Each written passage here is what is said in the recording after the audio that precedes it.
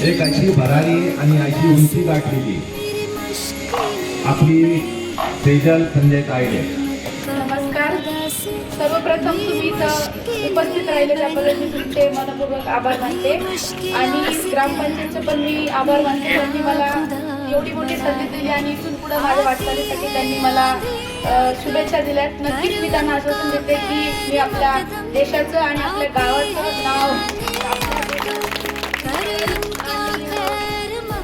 संघर्ष तर सगळेच करतात, पण संघर्षाला त्याग असतो, त्याग असतो, कष्ट असतात, कष्टाचं फळ असतं आणि त्या कष्टाचं फळ मला आज भेटतंय आणि त्या कष्टाचे फळ जेव्हा भेटतं त्यामुळे तुम्ही सगळ्या माझ्यासोबत माझ्या पाठीशी खंबीरपणे उभे, त्यामुळेच मी एवढी मोठी झेप आकाशाला घेऊ शकते.